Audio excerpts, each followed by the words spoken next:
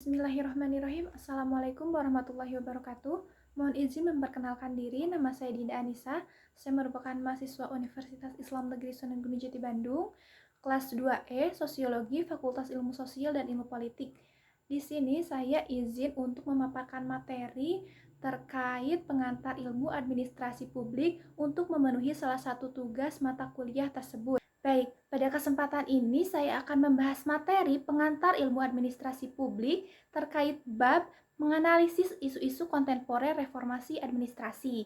Nah, pada bab menganalisis isu-isu kontemporer reformasi administrasi terdapat 3 subbab. Yang pertama ada makna reformasi, yang kedua ada konsep dan ruang lingkup administrasi, yang ketiga ada reformasi administrasi. Melanjutkan pemaparan materi berikutnya yakni pada subbab pertama yaitu makna reformasi tersendiri. Nah, di sini dijelaskan 2 makna, yaitu yang pertama menurut Kamus Besar Bahasa Indonesia.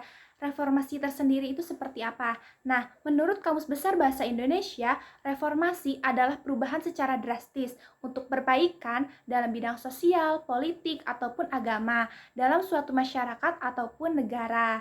Nah, adapun pengertian reformasi menurut dilihat dari pandangan hukum. Nah, dari pandangan hukum itu seperti apa sih? Jadi, dari pandangan hukum bahwa reformasi ini diartikan sebagai perubahan secara drastis, yaitu untuk perbaikan dalam bidang hukum, dalam suatu negara ataupun masyarakat. Jika dari Kamus Besar Bahasa Indonesia, itu dilihat secara lebih luas, baik dalam bidang sosial, politik, ataupun agama.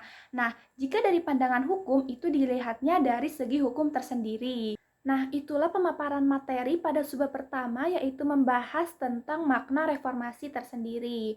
Melanjutkan pemaparan materi pada subbab kedua yaitu membahas tentang konsep dan ruang lingkup administrasi.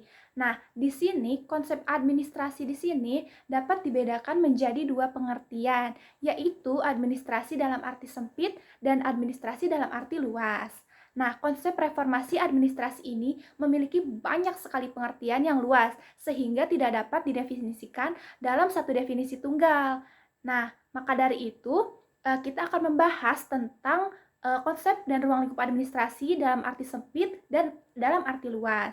Langsung saja melanjutkan pemaparan materi berikutnya yaitu terkait pengertian administrasi dalam arti sempit. Nah, pengertian administrasi dalam arti sempit di sini banyak sekali didefinisikan oleh para tokoh maupun para ahli. Namun, pada kesempatan ini saya akan membahas pengertian administrasi dalam arti sempit oleh 2 pakar atau para tokoh. Nah, yang pertama itu menurut Prajudi pada tahun 1991. Apa sih pengertian administrasi menurut Prajudi tersebut? Nah, jadi menurut Prajudi, administrasi adalah tata usaha atau office work yang meliputi kegiatan seperti catat-mencatat, tulis-menulis, korespondensi, kearsipan, dan lain sebagainya. Lanjut pada definisi yang kedua, yaitu menurut pakar atau ahli Nawawi pada tahun 2009, menjelaskan bahwa administrasi dalam arti sempit adalah mencatat setiap komponen administrasi yang meliputi komponen manajemen, organisasi, maupun kegiatan operasional. Nah, itulah 2 definisi menurut ahli. Yang pertama menurut Prajudi dan yang kedua itu menurut Nawawi terkait pembahasan pengertian administrasi dalam arti sempit. Selanjutnya, pemaparan materi terkait pengertian administrasi dalam arti yang luas. Nah, sama seperti pengertian administrasi dalam arti yang sempit yang memiliki banyak sekali definisi dari para pakar maupun para ahli. Di sini saya pun mengambil 2 definisi dari pakar ataupun ahli, yaitu yang pertama terkait tentang Ismail Nawawi yang menjelaskan pada 2009 yaitu administrasi dalam arti luas adalah rangkaian kegiatan terhadap pekerjaan pokok yang dilakukan oleh sekelompok orang secara dinamis dalam kerjasama dengan pola pembagian kerja untuk mencapai sasaran atau tujuan tertentu yang rasional secara efektif dan efisien. Selanjutnya yaitu definisi menurut ahli Lunter Gulich dalam Syafi, Tanjung, dan Mudung pada 1999. Di sini menjelaskan, administration has to do with getting things done with the accomplishment of the defined objective. Di sini, Luther itu menjelaskan bahwa administrasi ini berkenaan dengan penyelesaian hal apa yang hendak dikerjakan dengan tercapainya tujuan-tujuan yang telah ditetapkan. Nah, itulah dua definisi menurut pakar ataupun ahli. Yang pertama menurut Ismail Nawawi, yang kedua Luther Gulick. Nah, dan masih banyak pula definisi menurut para ahli ataupun para pakar-pakar lainnya. Nah, dengan banyaknya definisi dari para pakar maupun para ahli, dengan begitu dari beberapa pendapat tersebut dapat disimpulkan bahwa administrasi memiliki ciri-ciri sebagai berikut, yaitu yang pertama, adanya kelompok manusia yang terdiri dari dua orang. Nah, yang kedua, adanya kerjasama. Bersangkutan dengan pada poin yang pertama, yaitu adanya kelompok manusia yang terdiri dari dua orang yang berkaitan dengan kerjasama, bahwa kerjasama di sini tidak akan bisa dilakukan oleh satu orang. Maka dari itu yang pertama itu membahas tentang adanya kelompok manusia yang terdiri dari minimal dua orang, karena kerjasama tidak akan bisa dilakukan oleh satu orang saja, minimal bisa dilakukan oleh dua orang. Lalu yang ketiga adanya proses usaha. Yang keempat adanya bimbingan, penguasaan, kepemimpinan, dan juga tujuan. Nah, jadi itulah ciri-ciri dari administrasi. Jadi, administrasi sebagai fungsi ini menunjukkan keseluruhan tindakan dari sekelompok orang dalam suatu kerjasama sesuai dengan fungsi-fungsi tertentu hingga tercapainya tujuan.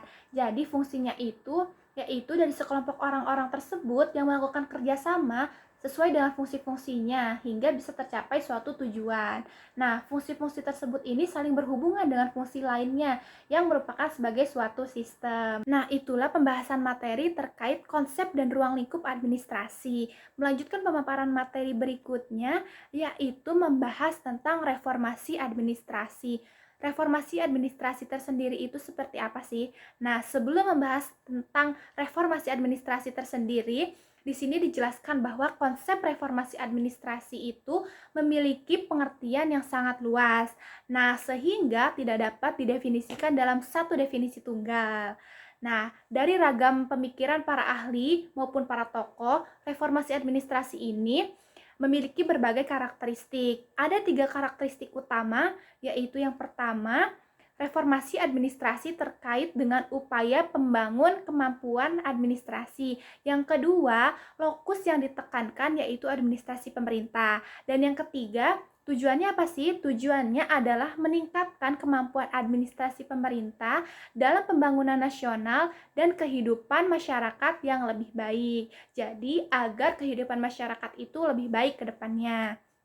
Nah, dari pembahasan tersebut, ada pun definisi yang menguatkan terkait reformasi administrasi ini. Di sini dijelaskan oleh salah satu pakar ataupun ahli yang bernama Montgomery pada 1967. Beliau menjelaskan bahwa reformasi administrasi ini diartikan sebagai proses politik. Nah, proses politik yang dirancang untuk apa? Untuk menyesuaikan hubungan antara birokrasi dengan elemen lain di masyarakat atau di dalam lingkungan birokrasi itu sendiri. Nah, jadi Montgomery di sini menjelaskan yaitu administrasi itu sebagai proses politik ya teman-teman, bahwa dirancangnya itu untuk menyesuaikan hubungan antara birokrasi dengan elemen lain yaitu dari masyarakat atau di dalam lingkungan birokrasi itu sendiri. Baik, pemaparan materi pada bab menganalisis isu-isu kontemporer reformasi administrasi sudah selesai saya jelaskan dan juga saya paparkan. Nah, bahwa terdapat 3 subbab utama. Yang pertama, ada makna reformasi yang juga dijelaskan dalam KBBI dan juga dilihat dari pandangan hukum. Yang kedua, adanya konsep dan ruang lingkup administrasi, bahwa konsep administrasi di sini dibedakan menjadi 2 pengertian, yaitu administrasi dalam arti yang luas dan pengertian administrasi dalam arti yang sempit. Nah, juga terdapat ciri-ciri dari administrasi tersendiri. Ciri-ciri tersebut yaitu yang pertama, adanya kelompok orang yang terdiri dari minimal 2 orang, yang kedua adanya kerjasama, yang ketiga adanya proses usaha, dan yang keempat adanya bimbingan, kepemimpinan, penguasaan, dan juga tujuan. Nah, fungsi-fungsi tersebut saling berkaitan antara fungsi satu dengan fungsi yang lainnya.